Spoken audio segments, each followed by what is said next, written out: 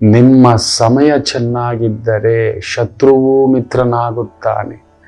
ನಿಮ್ಮ ಸಮಯ ಕೆಟ್ಟರೆ ಮೊಟ್ಟ ಮೊದಲು ಹೊಡೆಯೋದು ನಿಮ್ಮ ಕುಟುಂಬ. ನಿಮ್ಮ ಸಂಗಾತಿ ಉಲ್ಟಾ ಆಗ್ತಾರೆ.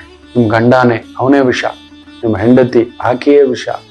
ಆಕೆ ಮಾತನಾಡೋ ಪ್ರತಿ ಮಾತು ವಿಷವಾಗಿ ಬದಲಾಗುತ್ತೆ. ಮಕ್ಕಳು ಬದಲಾಗ್ಬಿಟ್ರು, ಮಕ್ಕಳು ಮನೆ ಬಿಟ್ಟು ಹೋಗ್ಬಿಟ್ರು, ಮಕ್ಕಳೇ ಹೊಡೆದು ಸಾಯಿಸುವಷ್ಟರ ಮಟ್ಟಕ್ಕೆ ತಂದೆ ತಾಯಿನ ಹೊರಗಡೆ ಹಾಕೋದು, ಇಲ್ಲ ತಂದೆ ತಾಯಿಯ ಮಕ್ಕಳನ್ನ ಹೊರಗಡೆ ಹಾಕೋದು, ಎಲ್ಲ ಸುತ್ತಿಕೊಳ್ಳಲು ಪ್ರಾರಂಭಿಸುತ್ತದೆ. ನಿಮ್ಮ ಸಮಯ ಕೆಟ್ಟದಾಯಿತು ಅನ್ನುವುದಾದರೆ ದಿಕ್ಕು ತೋಚದಂತಾಗುತ್ತದೆ.